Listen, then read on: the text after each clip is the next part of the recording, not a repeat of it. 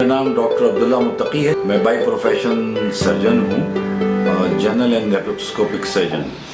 General surgeon अमूमन जो है वो पेट के सर्जन होते हैं जो पेट से मुताल्लिक़ बीमारियों का इलाज करते हैं, यानी उनका ऑपरेशन करते हैं। बीमारियाँ जो पेट के मुताल्लिक़ हैं तो बहुत ज़्यादा हैं। पुराने ज़माने में भी हकीम हज़रात ये कहते थे कि अगर पेट ठीक होगा तो सारा जिस्म ठीक होगा। तो पेट ठीक रखना जो है बहुत अहम चीज़ है, इसी से बचा जा सकता है। तो क्योंकि बुनियादी एहतियात बेहतर है, तो अगर हम अपने पेट का ख्याल रखें तो पेट की बीमारियों और दीगर बीमारियों से बच सकते हैं। उसके लिए कुछ चीज़ें जो हैं तजावीज़ के तौर पर हैं, जैसे जल्दी सोना और जल्दी उठना, कम खाना और वर्जिश करना, ये बुनियादी चीज़ें हैं। फिर खाने में सिलेक्शन है, खाने में आप क्या खाएंगे और क्या नहीं खाएंगे। अमूमन आजकल रुझान बाहर खाने का, फास्ट फूड का और मुरग़्ग़म खानों का बहुत ज़्यादा हो गया है। ये मजमूई तौर पर सेहत के लिए अच्छे नहीं होते। इसमें लोग मोटे भारी भरकम तो हो जाते हैं, लेकिन उनमें ताकत कम होती है। अमूमन देखा ये गया है कि जो जितना दुबला सलिम आदमी होता है वो ज़्यादा स्ट्रॉन्ग होता है, ज़्यादा अच्छी तरह काम कर सकता है, ज़्यादा वर्किंग आवर्स भी उसके होते हैं, थकता भी नहीं है।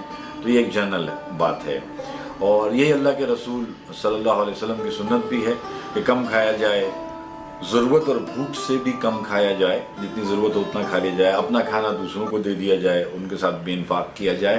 तो इस तरह से हम पेट की बीमारियों से बच सकते हैं, जिसकी तफसील आप चाहेंगे तो मैं मज़ीद बता दूँगा। डॉक्टर साहब, कुछ चैलेंजेस हैं माशरे के।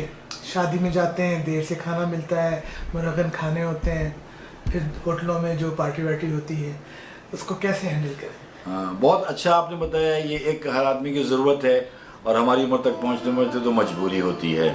करीबी रिश्तेदार हैं, दोस्त हैं, अब दोस्तों के बच्चियों की शादियां हैं, ना जाएं तो बुरा महसूस होगा, जाना बहुत ज़रूरी होता है।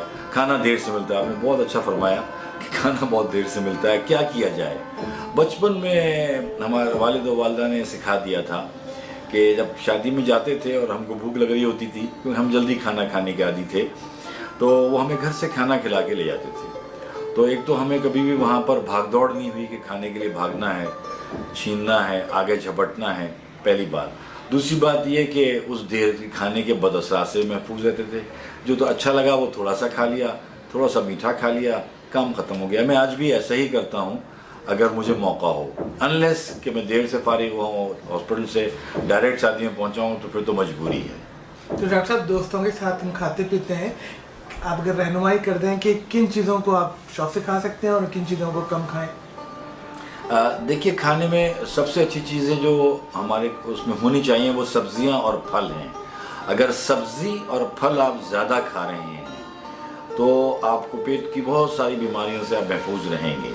सब्ज़ी और फल कम खाने से होता ये है कि इब्तदाई उम्र में, टीन एज में बच्चों को अपेंडिसाइटिस होता है, उनके अपेंडिक्स का ऑपरेशन करना पड़ता है। हम रोज़ाना हमें ऑपरेशन करने पड़ते हैं। कल ही बच्चे का ऑपरेशन किया और उसकी अपेंडिक्स निकाली। वजह वही है कि खाना पीना कम, सूखा रह रहे हैं, सब्ज़ी फल नहीं खा रहे हैं, तो ये बीमारी। थोड़ा सा आगे बढ़ते हैं, मिडिल एज में पहुंचते हैं तो नीचे की बीमारियां शुरू हो जाती हैं। बवासीर हो गई, फिशर हो गया, फिस्टूला बन गया, तो उसके ऑपरेशन हमें करने पड़ते हैं। ये सब कब्ज़ की वजह से, बुनियादी तौर पे कोई एक वजह नहीं है, लेकिन इसकी एक बुनियादी वजह कब्ज़ है। और बड़ी उम्र है, 50 साल 55 साल के बाद बड़ी आंत का कैंसर, जो अब पाकिस्तान में कॉमन होता जा रहा है। इस वक्त भी दुनिया में सबसे ज़्यादा प्रेवलेंस बड़ी आंत के कैंसर या कॉलोनिक कैंसर की यूएसए में है, क्योंकि वहाँ कम खाना और कैलोरीज पूरी करना, तो वो थोड़ा सा खाना खा के अपनी ताकत पूरी कर लेते हैं, जिसमें बल्क नहीं जाता, सब्जियां और फल नहीं होते। तो इस वक्त दुनिया के तख्ते पे जितने मुल्क बसते हैं उनमें सबसे ज़्यादा यूएसए में बड़ी आंत का कैंसर मौजूद है। पाकिस्तान में भी इसकी अब तादाद बढ़ रही है। ये तो अवेयरनेस आ गई है या मकदार बढ़ रही है इस खाने के चेंज की वजह से, जैसे आपने फरमाया कि क्या खाना चाहिए। तो ये है बुनियादी, तो सब्ज़ी फल खाइएगा तो इन बीमारियों से बचे रहिएगा। अगर नहीं खाइएगा तो बड़ी बीमारियां जो मैंने मुख्तसरन आपको बयान की, इनसे वास्ता पड़ता है। डॉक्टर साहब, पेट का ख्याल रखें तो वज़न भी बढ़ने से रोक सकते हैं अगर हेल्दी खाने खाएं, सॉफ्ट ड्रिंक ना पिए? जी बिल्कुल, जैसे आपने फरमाया कि अगर पेट का ख्याल रखिए और खाना मोहतात तरीके से खाइए, खाना सिलेक्ट करके खाइए, تو آپ کا پیٹ بھی نہیں بڑھے گا، جسم بھی نہیں بڑا ہوگا. اور تاریخ کے مطالعے سے اور جتنی میری ناقص معلومات ہے اس بارے میں تاریخ کی اور مذہب کی، میرا اپنا گمان مضبوط یہ ہے کہ کسی بھی نبی کا پیٹ موٹا نہیں تھا. اور صحابہ کرام میں سے جن جن کا حلیہ یا ان کے بارے معلوم ہوتا ہے، کوئی صحابی بھی جو بھاری بھرکم پیٹ کے حساب سے نہیں تھا، کیونکہ یہ لوگ کم کھاتے تھے، سلیکٹڈ کھاتے تھے، اچھا کھاتے تھے لیکن سلیکٹڈ. سبزی اور پھلوں کا استعمال ان کا اچھا تھا، یہ سنت نے بتایا بھی گیا ہے. تو یہ سارے لوگ ایسے ہی تھے. آج بھی جو لوگ ان چیزوں کا خیال رکھتے ہیں، آپ دیکھیں کہ وہ جسمانی طور پہ ہلکے پھلکے ہوتے ہیں اور کام میں بہت چست ہوتے ہیں. ڈاکٹر صاحب آپ بھی باہر جاتے ہیں، ہم دیکھتے ہیں کہ وہاں کے لوگ، ان کی توم نہیں ہوتی ہے. انڈیا پاکستان میں توم کیوں نکل آتی ہے لوگوں کی؟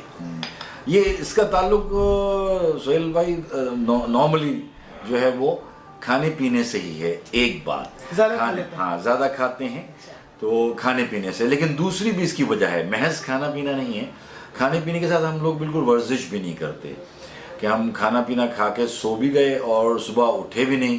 فجر میں اٹھنے کا اللہ کے رسول نے حکم دیا، اللہ کا بھی ڈائریکٹ حکم موجود ہے کہ فجر کی نماز باجماعت مردوں پہ مسجد میں اور عورتوں میں گھر میں فرض ہے.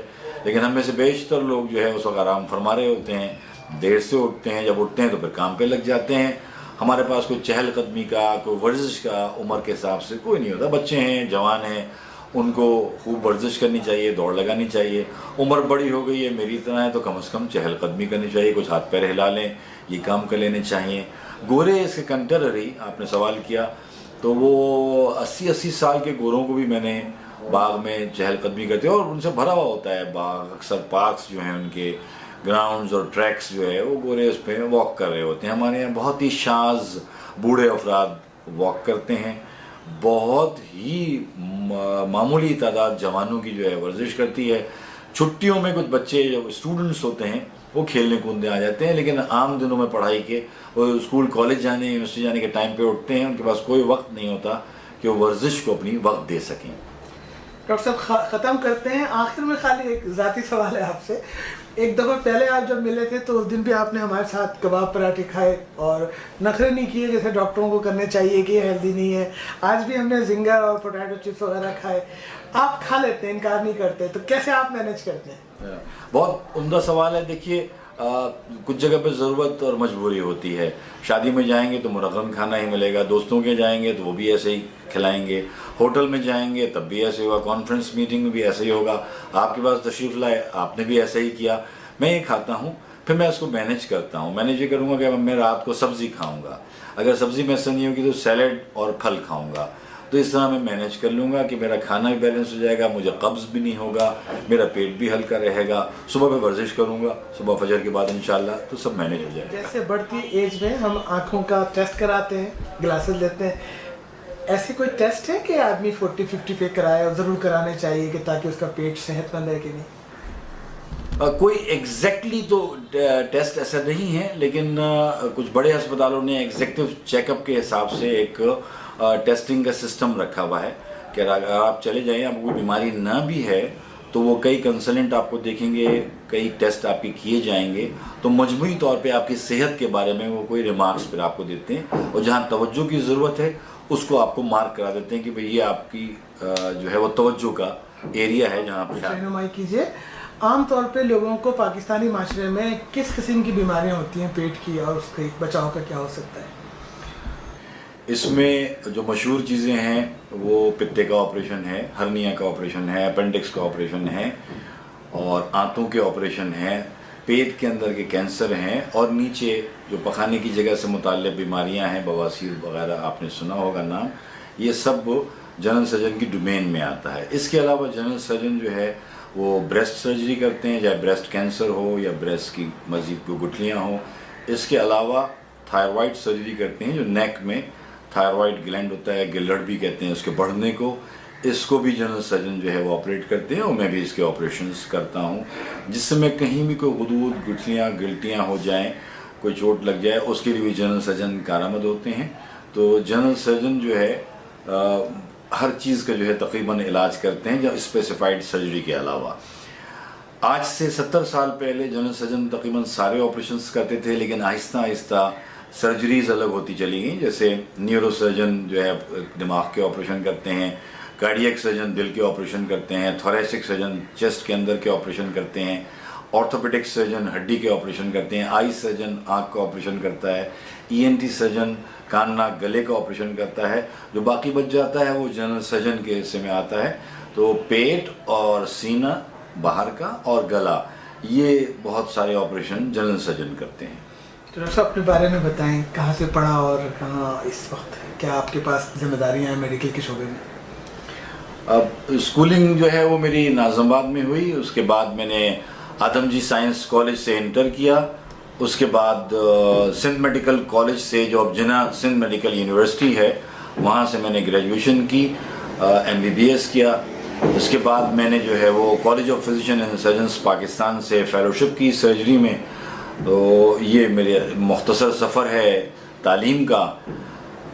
सर्जरी में तकरीबन 26 साल हो गए मुझे सर्जरी करते हुए, 1994 से मैं सर्जरी कर रहा हूँ। इस वक्त मैं society of surgeons Pakistan Karachi chapter का सदर हूँ, साथ में ही जो है वो मैं पाकिस्तान जर्नल ऑफ सर्जरी का एडिटर हूँ।